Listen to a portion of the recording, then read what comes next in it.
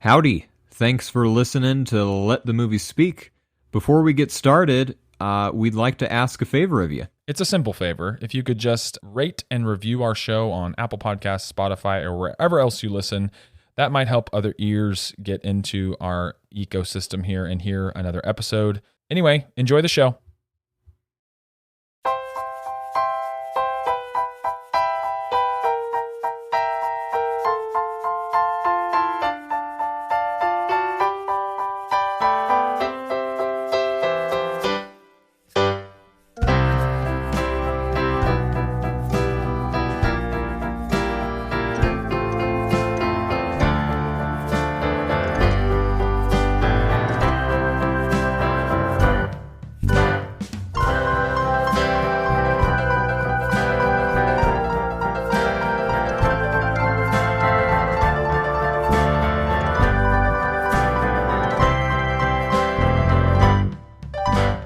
Let the movie speak.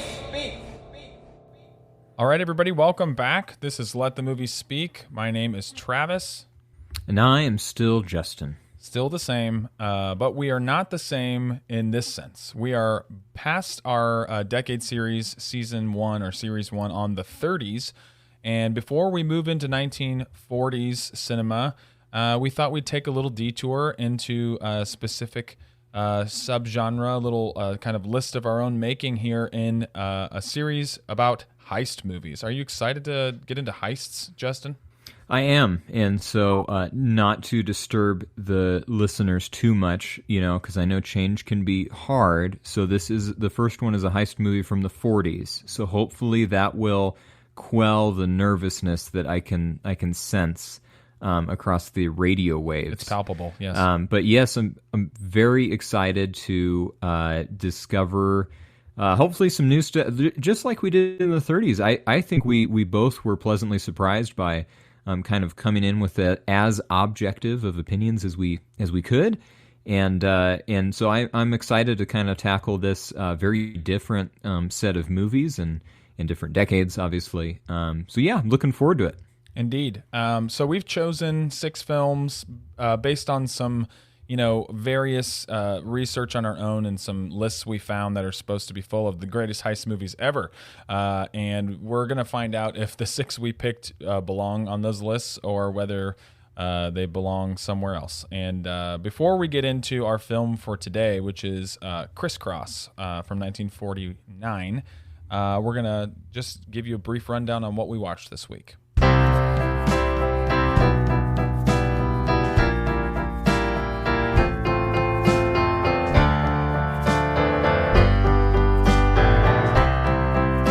Well, I think we'll both kind of land on something here, which has been a common theme in the end of the first series, and I'm going to probably bring it forward into the future episodes because I don't know, man. I feel some kind of perhaps masochistic duty to finish this thing out, but I watched what is, for me, the latest episode of WandaVision, episode 5, and if you remember a few episodes back, we did not highly regard episode 4 because it was pretty bad.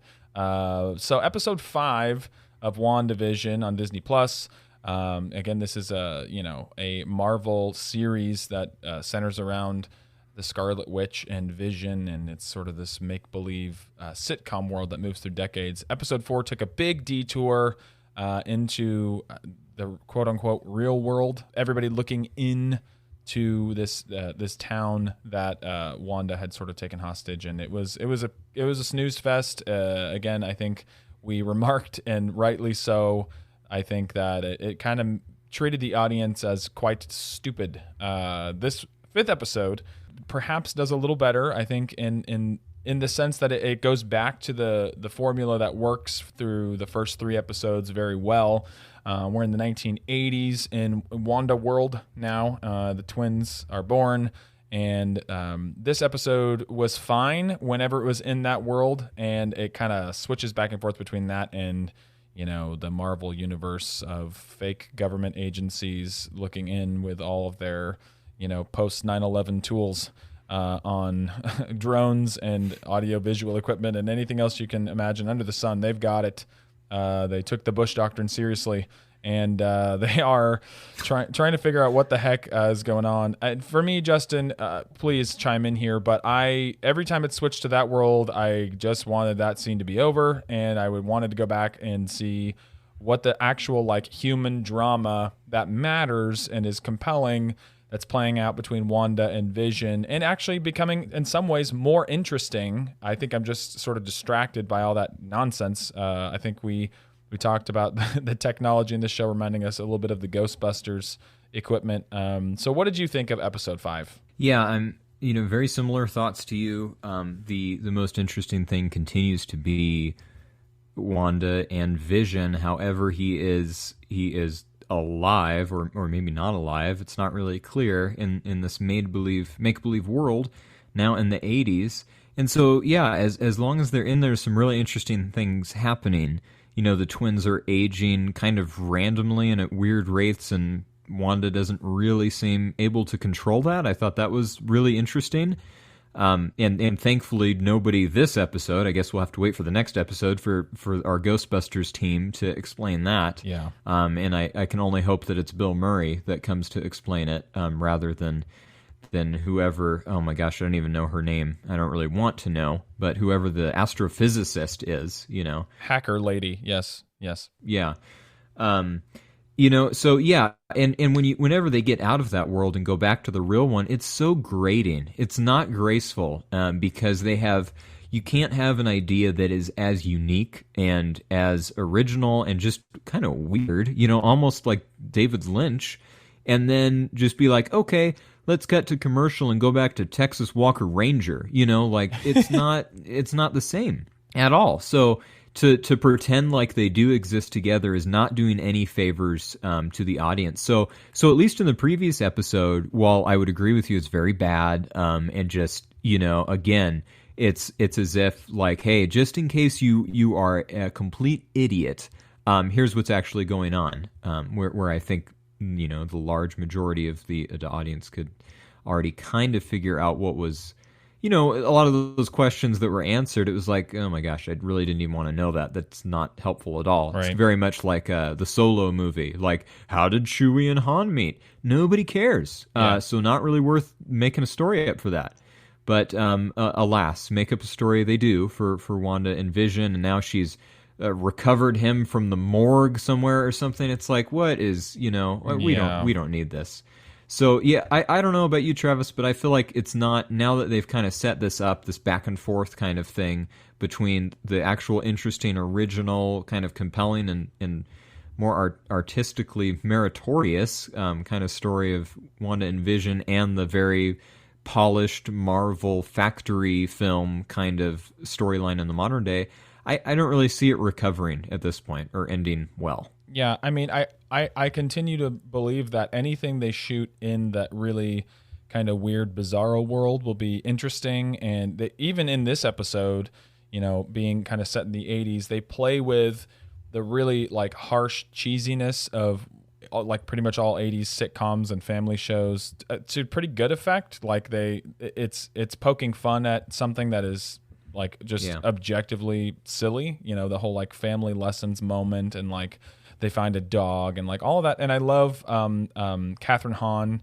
as the neighbor. Like, she's fantastic every time she's on screen, because she just like, she fits that archetype of like the sitcom neighbor, the wacky sitcom neighbor who, shows up at the opportune time and is helpful, but also intrusive. Like, there's certain things that I think will continue to work, but it is really like whiplash, when you have to go from that kind of really meta storytelling good stuff to exactly what turned me off of the whole again annual cycle of Marvel movie by committee stuff over the past however many years. So I feel some weird sense of duty because I really I threw in for the show when it came to episodes 1 and 2, and I just feel like if there's some version of this ending that doesn't involve the Scarlet Witch fighting some freaking tanks and helicopters and something like that. We even got a little preview of that. I think it was in this episode where she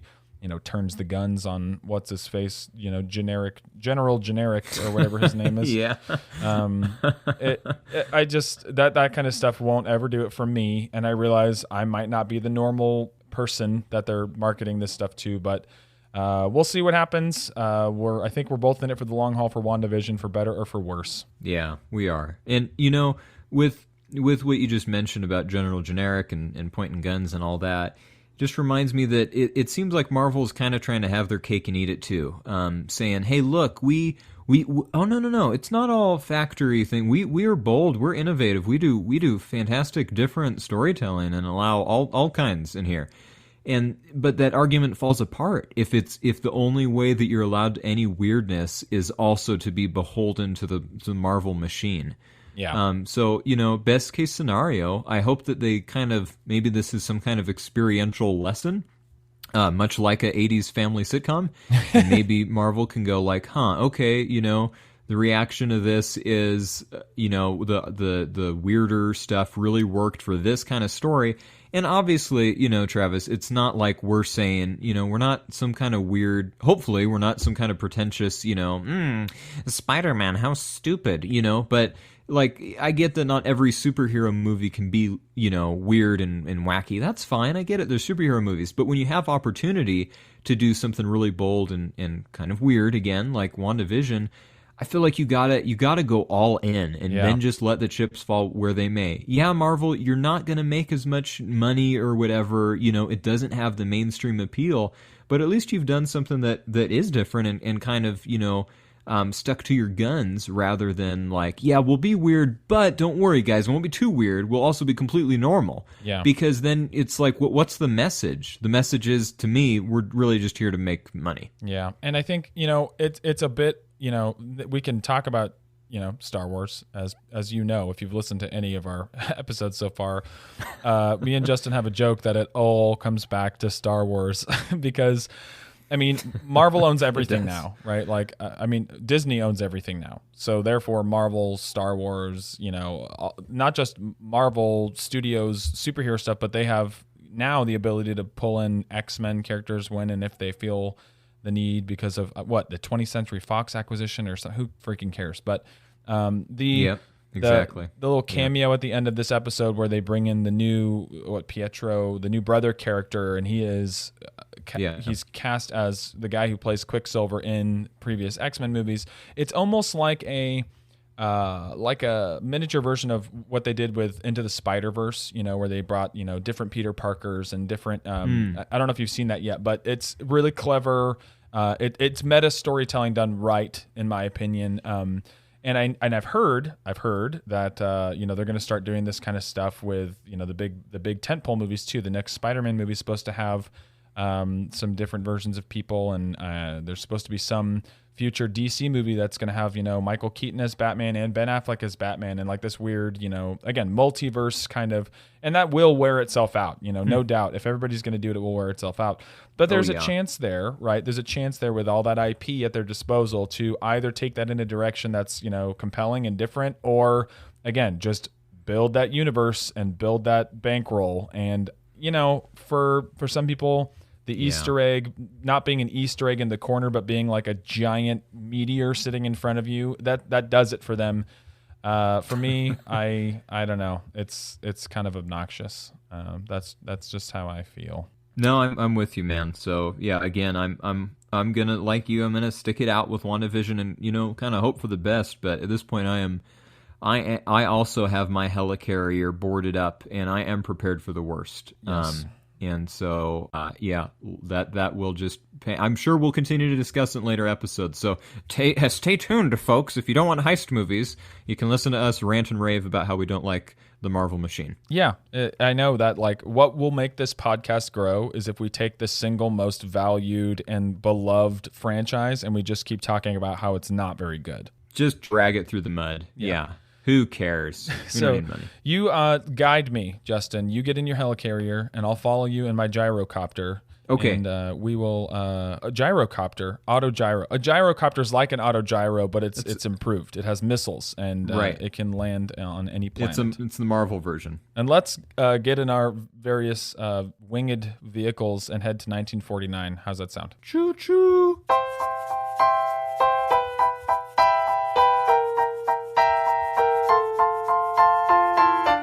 Choo choo indeed. So we are landing these ridiculous things in 1949 for our first heist film.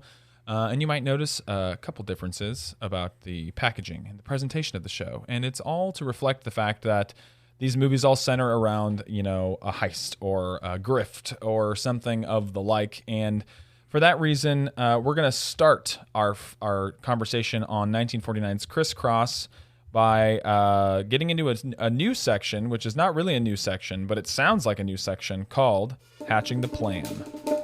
What's in the case? That information isn't necessary. Is it heavy? Is it explosive? Is it chained to some unlucky bloke's wrist? We're gonna have to chop it off? All right. What in the bag she gave you? She didn't give me a bag. Melanie was not a part of the plan. Oh, no, we can get through the rock. No worries there. Easiest thing in the world. Why, we just blow right through it. 10 ought to do it, don't you think? You think we need one more? You think we need one more? All right, we'll get one more. So this is our intro section where we discuss anything that might help prepare the viewer for the conversation, context, and our experience with the film, and anything of the like. I assume, as it was mine, Justin, this was your first time watching Criss Cross. Am I right? You are right, sir, and I think this was the first opportunity I've seen or had to see Mr. Burt Lancaster in a film now that I'm an adult. It's been a very long time. So, first time for me. How about for you? Same here. I think that was one of the pieces of appeal. You just said that. Putting this on the... Yeah, well, we can reinforce each other. It's okay. This is all about helping each other. And this is the first time we've seen this. It's one of the reasons we put it on the list, because we're trying to, make this fresh for us and hopefully fresh for you, because there's, especially in this abbreviated series, we've got stuff you've definitely heard of and maybe probably seen, and some of those more obscure picks as well. So this was directed by Robert Siodmak, who I'm not super familiar with, but doing some reading on him, he's done some notable noir movies in the 40s and I think early 50s, known for his visual style. I don't think super highly regarded for like the storytelling aspect of the projects he attaches himself to. And that might come back in our conversation about the story and characters. Oh, that's a surprise. Yeah. Well, we're talking about noir, right? And I think one time long ago, Justin, in an age past, we both, I think you found it. It was some review of a noir movie. It might have even been a Humphrey Bogart movie. And someone said, like, this movie is nothing but, beautiful camera shots and emotional vacancy. And I think you remarked to me as like, does this person even know what noir is? There's a lot to be said there. Yeah, no, there certainly is. And I think this movie, listener, if you're not familiar with film noir, that's okay. Travis and I will try to get you through it.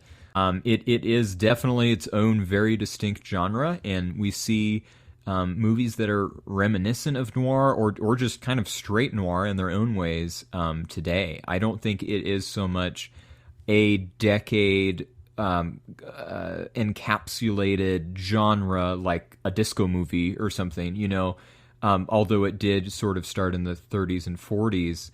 But it is like when you're talking about that comment about what what I don't remember what movie that was with it might have been the Maltese Falcon actually. That movie sounds sucks. familiar, but I guess we'd have to look that up. Yeah, it's terrible. One of the worst. Just kidding. That movie's amazing. Sorry, just in case the sarcasm's not detected there.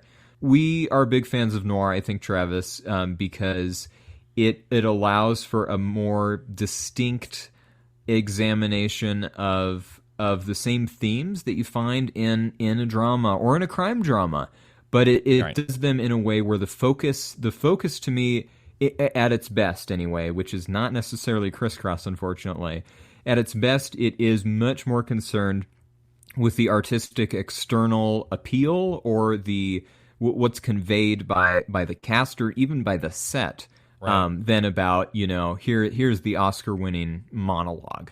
Yeah, and it leans on visuals heavily. It's usually, pretty matter-of-fact, kind of borderline perfunctory dialogue, and largely procedural and visual. Somehow, that's my experience with it. I'm not a film historian or a professional film critic, but if you like stories that expect you to fill in some blanks as far as what people might be thinking or feeling based on what you're looking at, or sort of, relishing the light and shadow and form in which they're made, then noir may be for you. And I'm certain there are people out there who watch, The Maltese Falcon or Casablanca or The Big Sleep, all these kind of big names in the film noir, universe, and they think like, well, that movie was boring or something. And I kind of get that. Yeah. Like I can totally see how that might be your takeaway. And if you think that about those, I can't imagine you think much differently about Criss Cross. But I think we're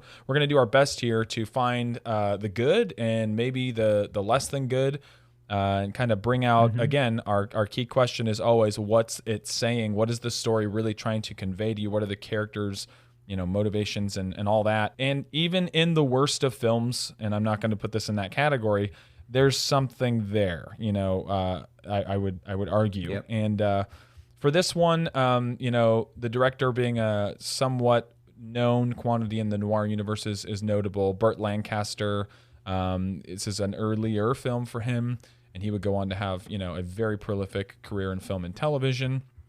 And funnily enough, it features the screen debut of Tony Perkins. He plays a character named Gigolo, and it says uncredited in parentheses. He appears in that dance sequence, the kind of salsa. Tony Curtis. Did you say? I'm sorry to interrupt, but I think you said Tony Perkins. You're right, and I'm thinking Anthony. Yeah, Tony Perkins, not Tony Perkins. Tony Curtis, excuse me. And so he would be in what, like Spartacus, and what else? Was it From Here to Eternity or something like that? That's Burt Lancaster. Is Tony Curtis in that too? No. Burt Lancaster's also in From Here to Eternity. Getting all my wires crossed here. He is in Spartacus. Yeah. Some Like It Hot. That's the one that I'm was thinking one of his, right? Yeah. Have you seen Some Like It Hot? No, not all of it. No. It's fantastic. Jack Lemmon and him are amazing in that movie. Anyway, so that's, there's not a lot else here. This does not feature, the young Meryl Streep or something. This is a kind of a, I equate it to like the dime store, paperback, not cheaply made in a quality sense, but this was not a tentpole movie for any studio. It was kind of a release it whenever, and it's going to make decent money, and it's going to draw a crowd, but it's never going to be a huge deal. And it wasn't, an Oscar-winning film or anything like that, but it is very typical of the time, wouldn't you say, Justin? Like, there were a ton of movies like this around the noir, kind of height of maybe film noir as a popular genre. Yeah, absolutely. And, Criss Cross does stand out. And I know we're not quite to the meat and potatoes section, so I can save, my kind of opinions anyway for why I think it is elevated. But yeah, just like the Western would kind of take over, in the 50s and 60s and kind of have I guess Marvel hasn't yet met its death for oversaturating the market, but noir certainly oversaturated the market too, and it just got to the point where nobody had a stomach for it anymore. So thankfully, this is I don't think Criss Cross is one of those movies that because honestly, Travis, in watching bad noir movies, it's like, guys, the issue here is often your movie is not a noir movie, and you're trying to make it one. This would be more interesting if it was just a straight drama or whatever. But I think Criss Cross does succeed at being a noir movie and earning its place in the canon. Yeah, I agree, and we'll talk exactly about exactly why that is in our next section, which we entitled "The Goods." You're only supposed to blow the bloody doors off. I want to take over his operation, and I need you to help me break it. What to do to me, eh? I've got Jessel's money. I thought it was understood that when it came to our little enterprise, Mom was the word.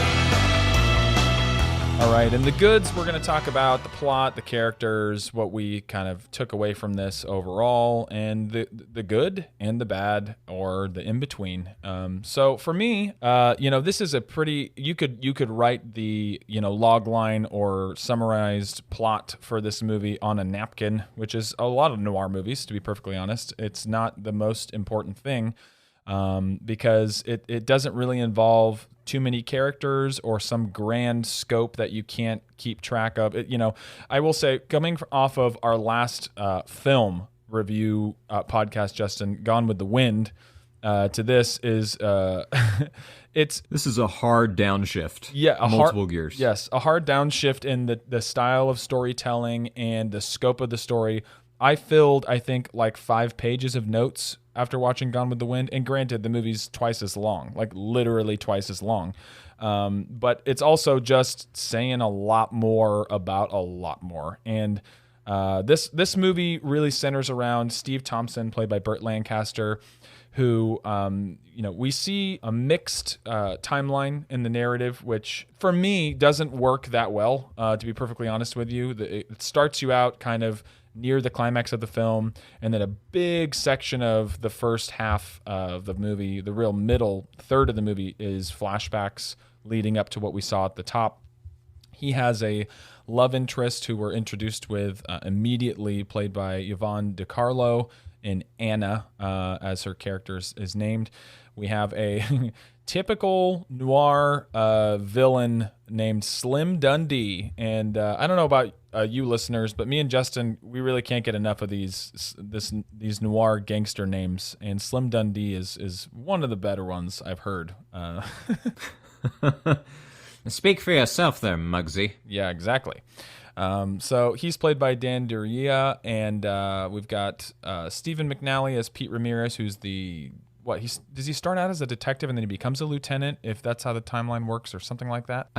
Maybe I could have missed that. I thought he was a lieutenant the whole time that just was also a detective, but okay. You could be right as well. Yeah, he makes a point of saying it's lieutenant a few times, and I'm like, okay, you're a lieutenant, we get it. Right. And then we've got kind of a slew of side characters who matter kind of very little to the overarching plot that really is just about the principal leads, Burt Lancaster and Yvonne DiCarlo, Steve and Anna. And it's a tale of betrayal, a tale of theft, it is a heist movie. By definition of our series, it definitely is that. And what do you think about the heist in this story, Justin? Well, I really was pleased that I agree with you that the framing of this movie is not always in service of the movie and feels a little clunky at times.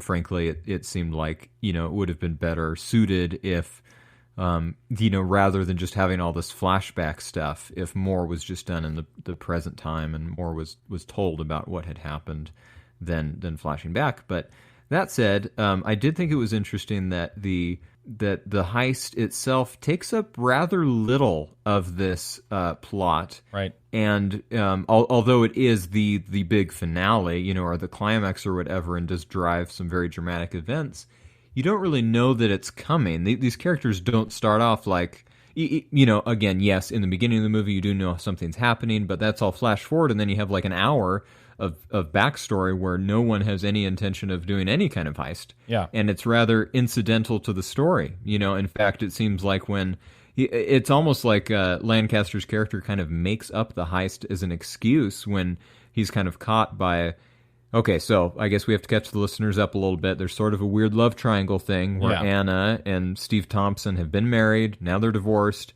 Steve comes back for some reason, maybe to find Anna again. And then she marries this gangster guy, good old Slim Dundee. I wouldn't mess with him if I were you. Massey. And unfortunately, Steve decides, hey, I need to try to get back with her. And so anyway, they get sort of caught, not quite in the sheets or anything, but they get caught together. And it's almost like Steve Thompson just kind of thinks up on the spot, almost like, no, we're not, nothing funny here. Actually, let's go rob an armored car. And so that sort of drives what follows. And then the heist is concerns robbing the payroll from a certain company on the armored car that Steve Thompson works on. Travis, I don't know about you, but I thought it was really interesting that so much is made to try to convince the audience that an armored car has never been robbed before. It can't be done. Yeah. And it's like, what are we talking about? And I know we live in 2021. We have the benefit of seeing really amazing armored car heist in the movie Heat, Michael Mann's Heat. But I find it hard to believe that no armored car had ever been robbed in or before 1949. Yeah, and they say that a few times, and it really just feels like sort of narrative posturing, right? To build this up into something that feels like more climactic. And I'm not sure it helps or hurts. It is just kind of a weird thing that sticks out there. And I did note something about that particular idea, which is we both have an affection for some of, if not all of, the Coen brothers' filmography and their giftedness as storytellers and all that. And yes, Heat definitely makes it into our, I don't know, it probably makes it into my top 3 heist films as far as just my personal favorites. Yeah. But the idea that an armored car is suicide to rob, like this is a dumb idea, it would be very difficult, and then they bring in this sort of professorial character to help them plan it and whatnot in that scene. And we'll kind of just jump around here now that's the whole plot of the movie. We'll get to the end, near the end, but they're planning the heist and they bring this guy in, and all the kind of cronies around Slim Dundee are giving him their 2 cents here and there. And there's a point at which they talk about like a past robbery of an armored truck and how all the guys who did it, he said they found what, $400 and something thousand, which was a huge amount of money back then. Not a small amount of money now, but huge back then. And the guy who's talking, the 2 guys who were talking about this, one of them says, "Yeah, but they're all in jail or dead now, right?"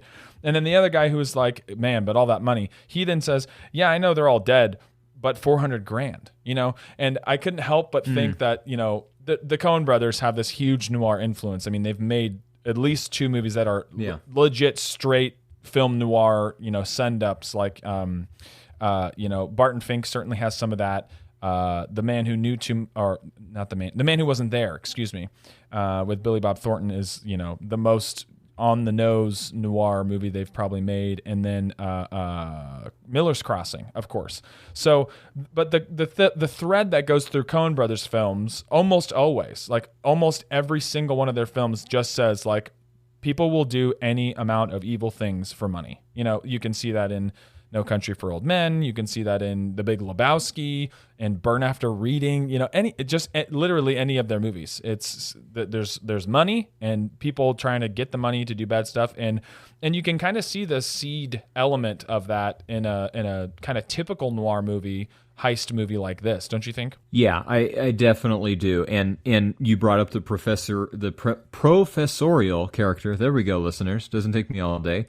And he feels very much like a Coen Brothers sort of side character too. Just there are, to this movie's credit, I think the vast majority of secondary characters, whether it's the bartender or Lieutenant Ramirez or even Mrs. Thompson, Steve's mom, they're really they're not just well acted generally. I'm not saying that everyone in here is a rock star. But they're not only generally acted well, but they're really rounded and developed. I'm thinking of when Steve is at home again and his brother and his fiance are like kind of fooling around in the background. It's just a really good, like, it just feels very real, and very, very natural. And it's kind of fun that is in 1949, when generally most filmmakers, whether because of code or whatever, were not trying to include those kind of things, generally speaking. But yeah, it isn't. I do see some shared DNA with the Coen brothers in that too, and I'm sure they take their influence, like you said, from a wide pool of movies. But it's hard to watch a movie like this, or last season when we were watching It Happened One Night and all the kind of wackadoodle side characters that come in there.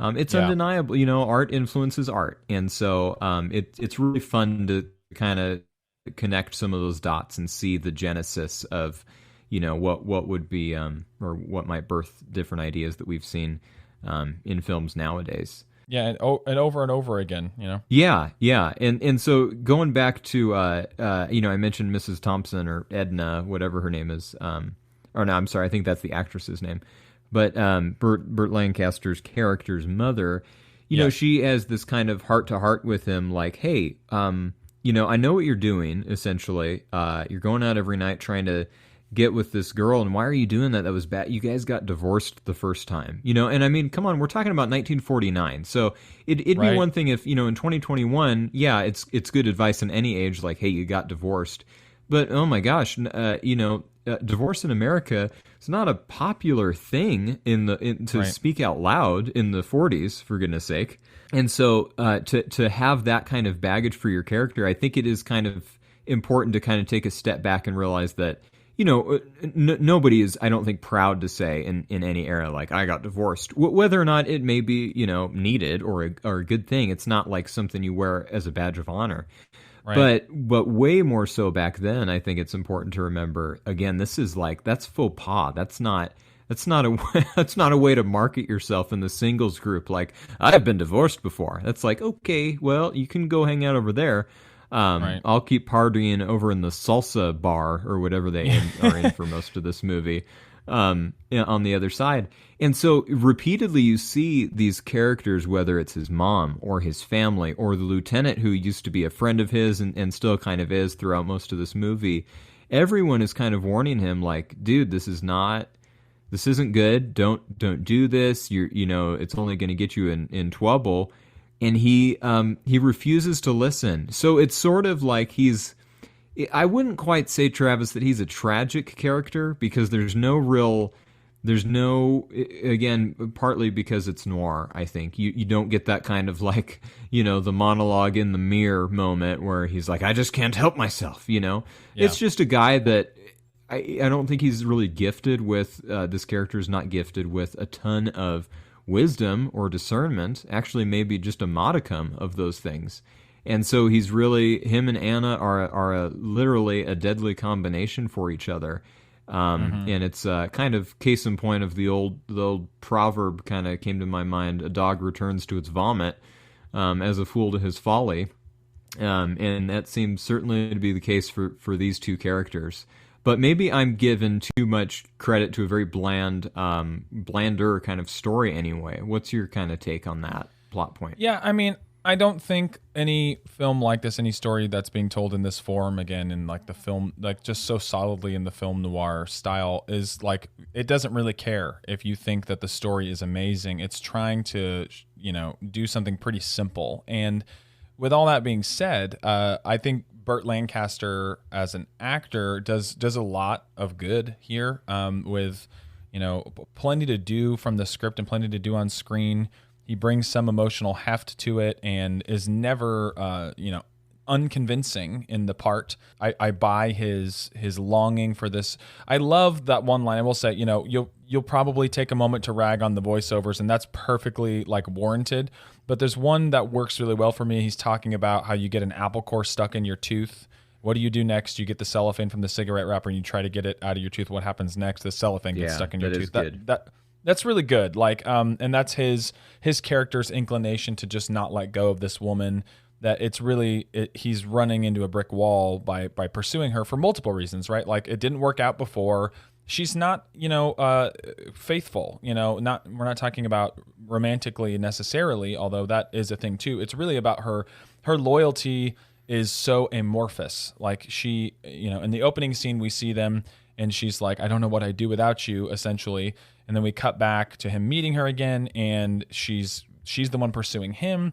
He finally, you know, kind of gives in to that instinct, and then she runs off and marries Slim Dundee. And, you know, this is not me blaming her character. I mean, she shows us freaking bruises on her, you know, shoulders and arms. So she is in a clearly unhealthy situation, an abusive relationship, and certainly did a lot of that Slim Dundee cozying up to him against her will to some degree. And I think as an actor, he kind of grounds it for me, you know, because he's in pretty much every scene. He makes the movie totally watchable at all times. I can't really say the same for Yvonne DiCarlo. She certainly has less to do from a script perspective. She really has to play into stereotypes of, a purely emotionally driven female character. And, let's be honest, this genre doesn't typically serve female characters all that well. The examples that we can think of where female characters in noir are like standout good are, not, unfortunately, there's not that many of them.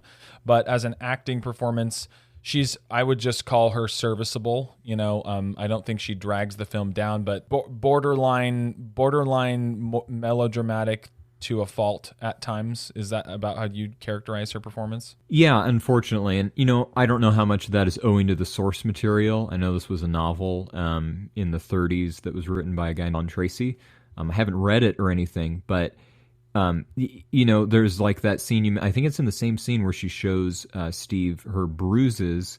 Then she just kind of has, I think, the most melodramatic moment of the movie where she's just like, I can't, and just like falls on him. And it's just not good, folks. And so, how much of that is Miss DiCarlo and how much of that is writing? It's a bad marriage, of talent and of poor writing. And it is interesting, though, because while I totally agree with you that female characters are often just in very stereotypical roles in this genre, not just to mention this decade, but yet there's also, again, Steve's mom or the nurse at the end that's like older. Sure. There's so many, so many. No, there's not so many, but there's a few other female characters in this movie. And generally speaking, they're very much not in a stereotype or in a form. They're entertaining to watch, and they do kind of serve a point for the plot. So it's just a shame that while those characters exist in roles that don't really have grand consequence for the story, the lead, alas, doesn't also live up to that same kind of pedigree. Yeah, agreed. I think really the secondary characters and Burt Lancaster are where this movie hits on all cylinders. I find myself wanting the scene to move a little bit faster when she's talking and wanting it to slow down a bit when the bartender or the woman who's referred to in the cast list as the Lush, are on screen. So let's take a moment to let's highlight some of those. I really like Percy Helton as Frank the bartender. He has like a Mickey Rooney kind of warmth to him. Yes. He's got the, just from a looks perspective, he just looks like the bartender, in a really great way. But he also plays it with such a simple, pathos and humanity that there are moments where he's standing up to Steve initially because he thinks he might be, as he refers to him, a checker, someone from the liquor board or something, checking to see if their liquor license is up to date or whatnot. And he tries to play the tough guy for a minute, and he's just so short in stature, and it's just kind of charming. And then the minute he realizes he's wrong, he turns right around and he apologizes. I don't know. It's a really inspired performance for how little meat there is on the bone. And then the moment in the film where he has to be the one to tell him, he tells Steve, "Oh, well, Anna ran off and got married to Slim Dundee." I don't know. His tentativeness and his delivery of that stuff is, he starts out by just without explaining anything. He just starts pouring him a whiskey, right? And he says, this one's on the house. He's like, "This is gonna sting, bud. You might want to drink that." That's a really great little side character for me. Yeah, I'm with you, and I feel the same way about the Lush, played by she's credited as Joan Miller. I'm not sure who that is, frankly, and I don't know. There's a lot of information out there. Unfortunately, I don't know how many movies she was in or whatever. But anyway, she gives this really, it's interesting to watch people play drunk people in old movies. Right. Because sometimes, like with Dean Martin, it's like, okay, Dean Martin might have actually been drunk when they filmed that. Knowing his history and whatever. But Joan Miller, whether really drunk or not, plays a very, very convincing drunk in a way that's not... It's very easy, I think, with those kind of inebriated or altered, states of mind kind of characters or performances to go overboard. And she doesn't do that. It feels very natural, and she is a nice kind of foil for Steve Thompson, for Burt Lancaster's character, and the few interactions that they have. I also did like, oh my gosh, what's the guy's name? That's the not the bartender, but the head waiter. Yes. I don't know if they ever do give him a name, but if they do, just so in that right before that scene you were talking about, Travis, where the bartender pours Steve a drink, the waiter is telling him like, "Hey, I got to give up the table. I got to give up the table." And it's so not like, you don't need that character to really do much besides like, hey, say your lines and move on. It's not that big of a deal, because he's in the movie for like 5 minutes or less than that. He's probably in the movie for like 2 minutes. But that guy really, and maybe he's feeding off the performance of the bartender, who like you mentioned, I think is really phenomenal. I think Percy Helton really brings it. But the head waiter is just as lifelike. I think what both of those guys are really acting in a way where, for a moment it's easy to forget, as in any good movie. It's easy to forget I'm watching a film noir movie right now. It's called Criss Cross. And for a second, you're just like, I'm watching a head waiter and a bartender argue. And it's that's the joy of filmmaking, right? And so I'm happy to get that, even if it's just for 10 seconds, like in this movie. Right. Yeah, I agree. And part of that is, and I'm gonna serve this up with a really obnoxious package, if you don't mind. Don't you hate it when you hear people, in a sort of pedantic way go, this location is so integral to the story. This location is practically a character in the story. Yes. If I were like some snobby person, I would say that about, the restaurant bar in this movie, but it's not that important. But what I love about it is it's a reminder, again, sort of a la It Happened One Night, and a lot of the films from the 30 series we did, like, I love that real music was just part of movies like this. You know what I mean? Yes.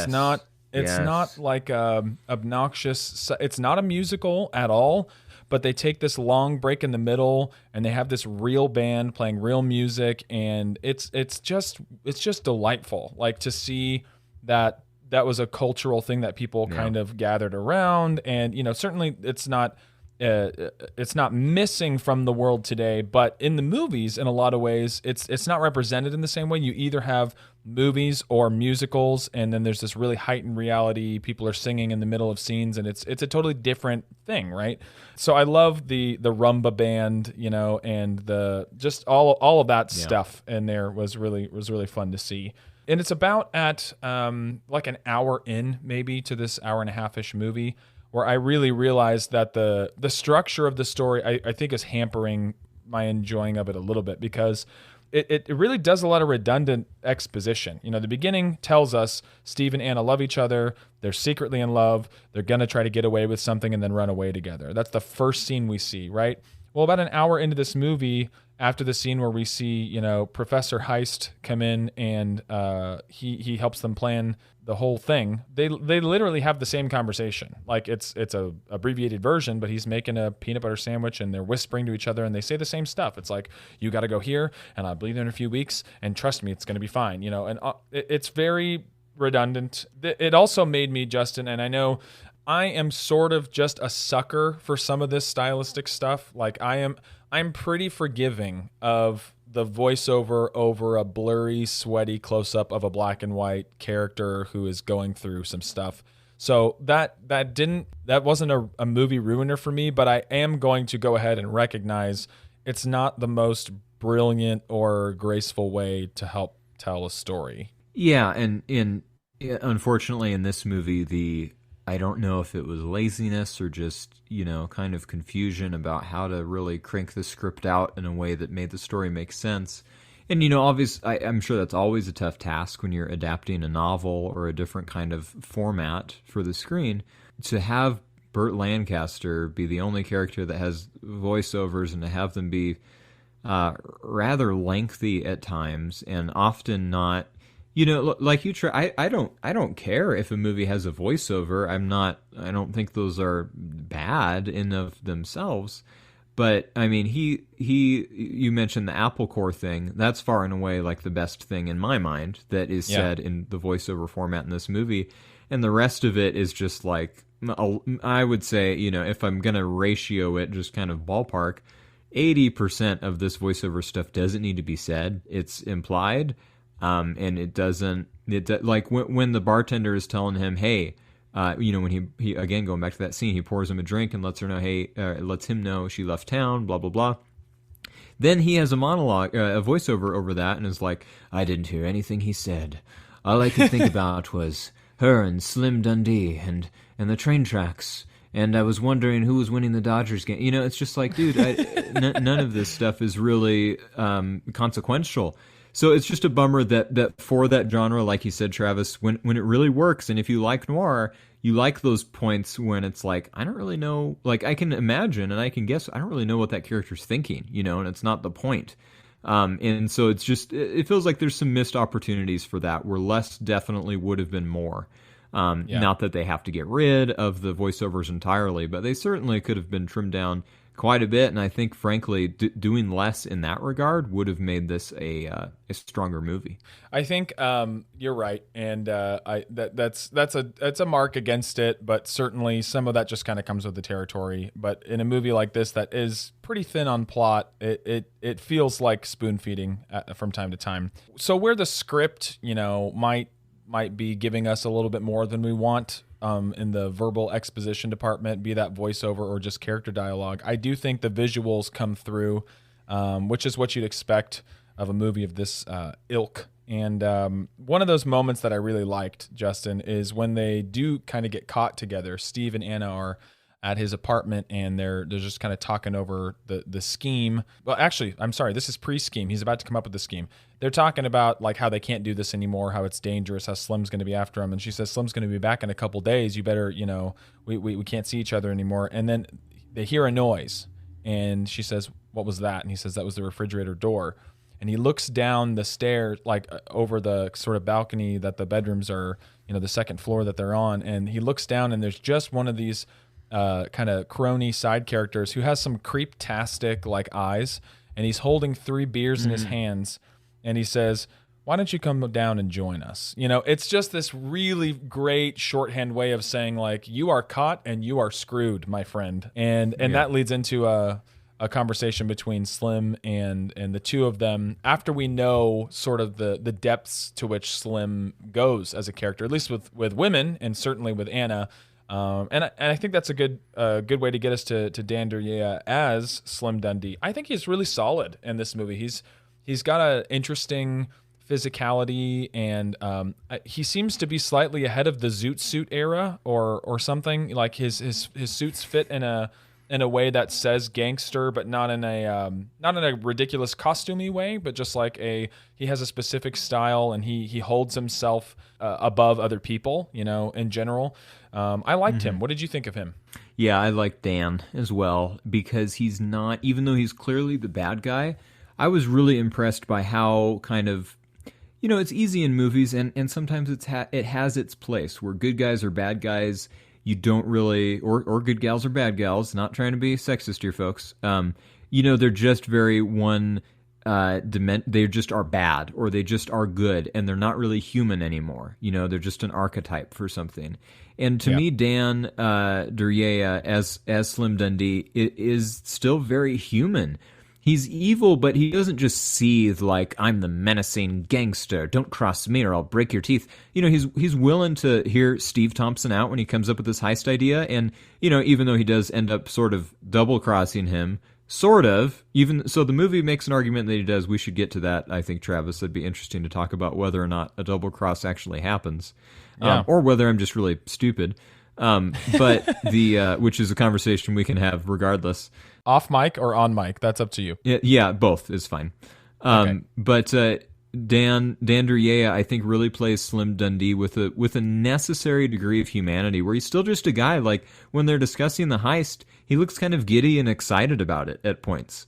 At certain points, he does just display joy or, kind of anger or, Right. I mean, he's just kind of well-rounded. And for a bad guy in noir, that can be a rare thing. Yeah, he has the range of like, I do fear him, as a character. He has a presence that, you're not quite sure what he's capable of. And he has that wiry physicality, almost like, let's say sort of like Joaquin Phoenix-ish, like at his skinniest, sort of like, I don't know. There's something about a character who's not physically imposing, but just in the eyes, they look kind of quick and scary. And I think he has that. Giancarlo Esposito. That's who we're thinking of. Yes, of course, as Gus Fring from Breaking Bad, and I guess Better Call Saul at some point, right? He hatches this plan along with the help of Finchley, the aforementioned professorial type who requires a specific kind of whiskey, and that's kind of it, and a liquor bill paid for, which is totally Coen Brothers. You're right. But they hatch this plan, and it comes to a climax. Okay, I got to ask you a question, because if you think you're dumb, I think I might be dumb. I did not realize that the old man in the armored car was his father, because of the way it kind of jumps back and forth, right? And it is his father, right? Well, okay, so I wasn't going to bring that up because I was not sure either. So okay. That means the movie didn't do that great of a job of spelling it out for us, right? Because the dad works for the same company. He makes a joke about how he can shoot circles around his son and like all of that, but he's like not mustached in some of the scenes. And then the old man on the armored truck definitely is mustached, and they don't refer to each other as like son and father. But then after that all goes down, he says, "Dad's dead, isn't he?" So I don't know what happened there. So I think I don't think it was his dad for a couple reasons. One is that he doesn't refer to him as dad; he refers to him as Pop, and that's how he's referred to in the script. So I get that can be a synonym for dad, but also in the context of the 40s, Pop is just like, that's just who the old guy is sometimes. Hey, Pops, Right. So I would agree the movie did a bad job either way, because we're not sure, and he doesn't have enough screen time where I feel like you can be sure. But I don't think he's his dad either, because when mom and brother come to visit him in the hospital after he's been shot up in the heist, mom doesn't seem broken up about dad being dead at all. And again, that could be a problem of the movie. Maybe that is just really bad planning, but I would think she would be a little bit heartbroken if her husband of X amount of years had been shot to death.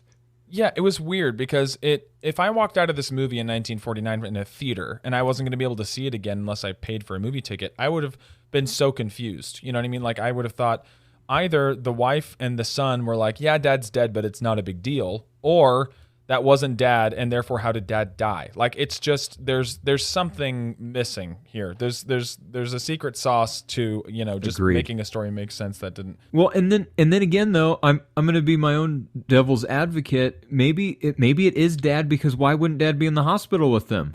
Yeah. Right. Yeah. So it's mystifying, and I think what it is it's a symptom of that kind of. Some movies use a jumbled, narrative to great effect, and it helps reveal things that came before or after in an interesting way. It really doesn't do this movie any good not to just tell it linearly. Like, there's no reason. It would cut out a lot of the voiceovers. It would create, a more continuity. And anyway, to get to that heist scene, there's some of the best visuals of the movie, in my opinion. Not the green screen stuff with the cars. That's just a product of the time. And, again, that's my favorite. Yeah, exactly. I love in movies like this when they're clearly sitting in a stationary vehicle that's like bumping along with whatever, mechanical nonsense they have underneath. And then they're like, the way that they're moving the wheel is like back and forth so vigorously that like you would be murdering everyone on the sidewalk if you were driving like that. But it's just, it's ridiculous. Yeah. Well, they liked their alcohol back then, Travis. Yeah, that's true. Prohibition is over, and everybody was they were hitting the sauce. Anyway, there's a great overhead shot, and I know you know the shot I'm talking about when they're driving the truck kind of through that industrial area and into its landing spot. There's an overhead shot that kind of tracks along at a funky Dutch angle and follows them down this alleyway. It's from forever away, like just yards and yards and yards away. And it's beautiful. Like it conveys like a sense of dread that the movie, the reason that the finale, for all of its sort of abbreviated nature really works for me is because they don't try to do anything above and beyond what they are capable of. That shot and the fact that they lean on the DP's good eye there, and they use smoke in the finale too, which I think helps a lot because this sort of like Gunsmoke-esque. And I'm talking about the Western show, or even The Good, the Bad, and the Ugly. The Sergio Leone kind of, this style of gunfighting can be really underwhelming. Where people shoot and then they're like, ugh, and they just fall over. The smoke really fixes like a ton of that because it obscures everybody. You can't really make heads or tails of where people are, and so they're just kind of firing into the nothingness. When all the stuff goes down and the questionable double, triple, quadruple crossing takes its toll on all these characters, it provides a chaos that it really helps that moment for me. I don't know about you. No, totally agree, because again, it is symptomatic even up until like I think just maybe in the 90s. Not that every movie is the same, of course, and there are always exceptions to the rule. But that kind of like what you're referring to, if you hear bang and then somebody like clutches whatever part of the body they got shot on and goes, oh, it just looks very movie-ish, very fake. But a lot of that is very forgivable or more subdued, exactly because of the visual of the smoke. And I loved that was, they actually tried to think of, and I don't know if that's in the novel again or what, but it's something a little bit unique. It's not just like, we're just going to storm the armored car because we got a man on the inside. Listen to Slim, fellas. Right. It's like they actually are like, nope, we're going to get some of these chemicals or whatever and smoke grenades, and we're going to make hell on Earth for a few minutes. And so, yeah, I found that really well shot, and for the most part, when people are firing their guns, it's not always clear what the outcome of that is, except in a few instances. I wasn't really sure, though, if a double cross ever really happens, which is kind of maybe something interesting to talk about, or again, maybe something, hey, listeners, feel free to write in and give us keep the review 5 stars, but then tell us how much of idiots we are. Metrics and algorithms, listeners. That's perfect. We all got to pay the piper. We're told that, hey, the big deal for Steve is nobody gets hurt. And I mean, certainly if that's his dad on the car, I can freaking understand why. However, I can't also understand why he would put his dad in that position. Doesn't really make sense. Or just call him the old man. Like, remember he says, and that old man I'm with, nothing happens to him. Do you understand me? So he says it really emphatically, like it kind of could be his dad. And maybe he doesn't want them to know that. I mean, maybe that. But again, not great storytelling. Yeah, if we're asking the question, it's obviously missed the mark a little bit. So again, it didn't really. It seemed like everything was going according to plan, except that his dad, obviously being a loyal guy and, being armed and able to use deadly force against people trying to rob the freaking payroll with guns, he brings out his Colt revolver and begins shooting, and then Slim, kills him. At least that's the way I understood the cinematography. And so at that point, I didn't really view that as a double cross. Like, Slim is not like, hey, this isn't Star Wars. Again, to use Star Wars, they're not going to set their phasers or blasters to stun and take his dad out. Like, Dad is shooting, he's spewing lead at us. Okay, I'm not going to die, so I gotta kill Pops or Dad or whoever this is. And so in my mind, then that does obviously change Steve's perception, and it's that point when he decides, okay, I'm going to try to kill these people for doing that. But I didn't. And then later in the movie, it's like, hey, Steve is convinced, like, oh, they double crossed me, or the lieutenant comes back and, hey, they double crossed you. It's like, well, I don't really see how that happened, frankly. So I find the whole title of this movie kind of a misnomer. But again, maybe I'm confused, Travis. What do you got? Yeah, I don't think I got hung up on that, because the way that they present this climactic smoke-filled shootout is like everybody just starts firing, and I think that works. The confusion works in a sense, because one party can perceive it as, Slim did end up he was always going to shoot Steve or whatever. And I don't think it could have just been self-preservation on Slim's part, like you alluded to. I don't really think it matters, because these two characters were destined to come to a head because of Anna, not because of the heist. And not because of any of the other stuff, right? It was really, for them, it's all about her.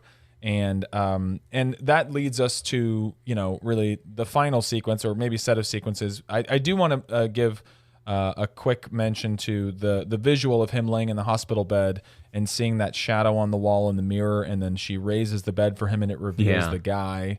And then, he invites the guy in, and that's a great sequence, I think, where the guy plays it so well, where you are so not sure whether he is Slim's guy or whether he's just this innocent man waiting on his wife who was in a car accident. He has the whole backstory, and he's very convincing. And then there's just a moment where he says, like, Steve, wake up. Slim wants to see you. I think that all worked really well. And again, another side character, another secondary character who has layers and is very developed for the very little he has to do. Yeah, no, I would agree, and that he kind of brings us to the climax of the movie, which is really, it's the highlight of the movie, I think. There are some other beautiful shots and things, and I agree with all those things you brought up. And the one shot that I forgot to mention in the very beginning, the first scene when they're talking to each other, and Anna looks kind of like almost into the, well, she must be looking into the camera, right, for the line that she gives, and it's so, I think, kind of unusual for 1949 to have that kind of. It's generally just kind of a wide side view shot of both of them, so they don't have to do that over the shoulder or back and forth, and that they just put her squarely in the face of the camera is really, really great and powerful. And frankly, I think she's able to sell it a little bit more for whatever reason in that context. So maybe to solve some of those acting problems, they should have just shoved the camera in front of her face. I don't know. But going back to that last scene. So this guy is, turns out to actually be working for Slim. His wife is not in the ER or whatever, and so he kind of kidnaps Steve out of the hospital and takes him, like he's going to take him to see Slim, and so in order to save himself, Steve says, "Hey, don't do that. I got $10,000 I can pay you. Just take me to this place instead." And so the guy does, and so Steve, comes in and tells Anna, "Hey, give this guy $10,000," and then he leaves, and she's like, "What are you doing?" And he says, "Oh, don't worry about him. He'll be gone. I just gave him $10,000." And I thought, I think in one sense it's like, how stupid can this guy be? But having a little bit of experience with all kinds of people and different jobs and things, unfortunately, not everyone thinks clearly, especially when their shoulder's been shot and they're probably all drugged up and whatever.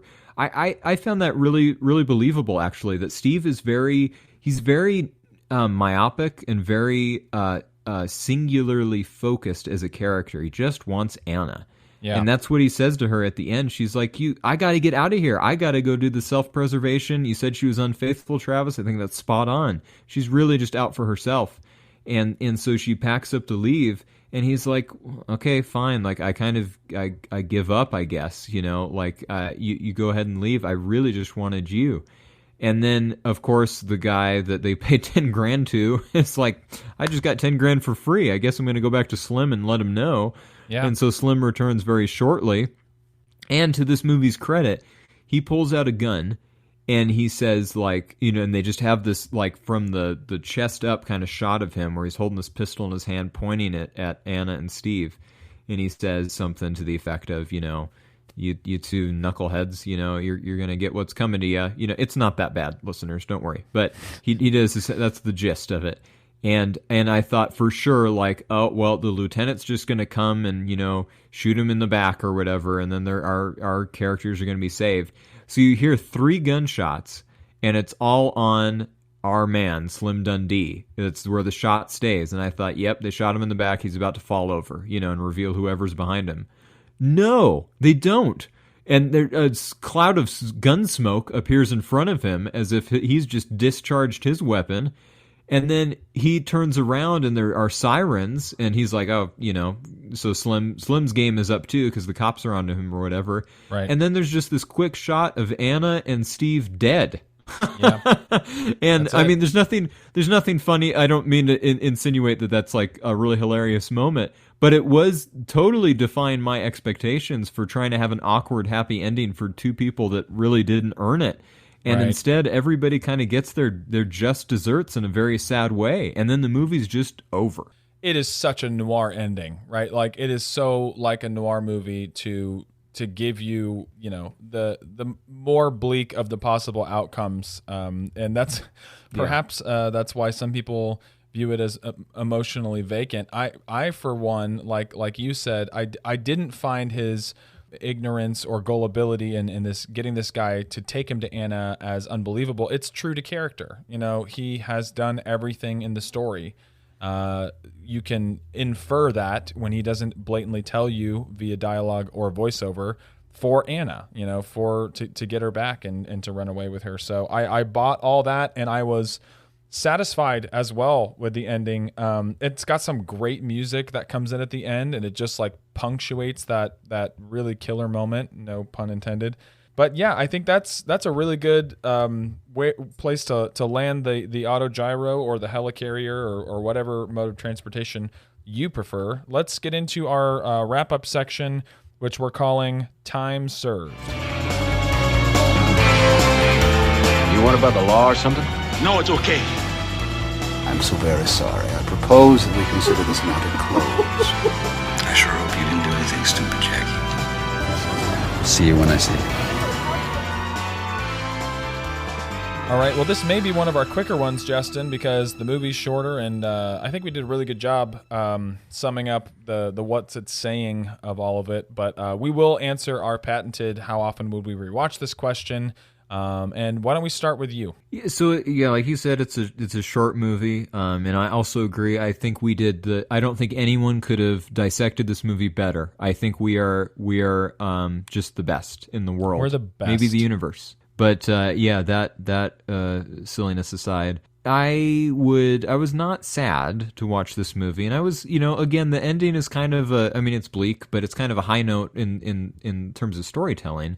So I think it's overall it's like an okay movie, if you're a diehard noir fan, or just like noir. This is, I would say, it's worth your time. It's not the Maltese Falcon, which we mentioned earlier, or Casablanca, or a more modern noir movie. But it does have its place. There is some beautiful shots in here. There's some good cinematography. There is some unique and well-rounded kind of characters. It is just kind of a fun noir movie, right? For as fun as noir can be, I guess. Anyway, so yeah, is it? It's worth your time in the sense that if you don't have the Maltese Falcon to watch, this'll do. This is okay. However, once you've seen it, I don't imagine myself watching this once. I honestly, Travis, I'm probably not gonna go seek out this movie again. Yeah. But I don't think that means, it doesn't always mean that a movie just blows, right? Yeah. We bring up Schindler's List all the time. It's not like we're not going to watch this movie again because it's so hard to watch in the case of Schindler's List. But it's just like, I've seen it, I experienced it, and now I think that's kind of where the relationship between me and this movie can end peacefully.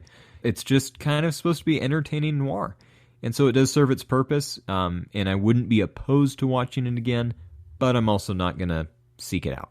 I have two analogies, and one is a reshuffle of what I already said. If this is a dime store paperback, those aren't designed to be reread, right? You kind of wear through the binding on those things the first time through. So it's a lot the same for me. The stuff that it is saying is pretty good, as in my opinion, like the sort of thematic and moral questions that it attempts to answer, the way it explores a man's infatuation with a woman in a romantic sense is it's pretty true. I think it can be true and sometimes tragically so. But overall, this is if the greatest noir movie that you can think of in your mind, or whichever one you like the best, is sort of like the diamond in the rough, because this became, again, like so.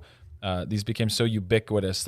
So many of them came out in a span of, let's say, 20 or 30 years, that there's a smaller handful that you hold up really high. If those are diamonds in the rough for you, for me, this is like a silver dollar in the rough. It's perfectly entertaining to watch one time, and there's some stuff I'll take away from it and I'll remember. The actual heist sequence, some of that beautiful photography, the side characters and whatnot.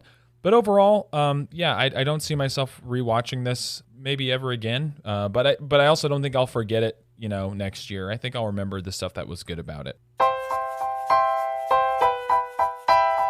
All right. Well, we have made a way with the cash and the goods from 1949's Criss Cross. And as an entry into the heist genre, not too bad. What do you think, Justin? Yeah, a good way to get our feet wet and do something very different from what we were kind of doing in the 30s. And so I think next week we go one whole year ahead for the Asphalt Jungle, 1950. Is that right? That's exactly right. And from what we saw, this is supposed to be some of the cream of the crop for heist movies. So we're excited to talk about it. We hope you'll join us. We'll see you next week. Bye. See ya. Let the movie speak.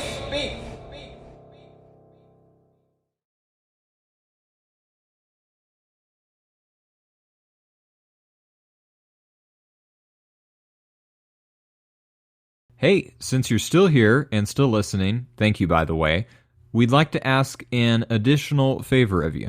We have social media. It's a thing on the internet, and all you need to do is find us on Instagram or Twitter or Facebook and like and subscribe.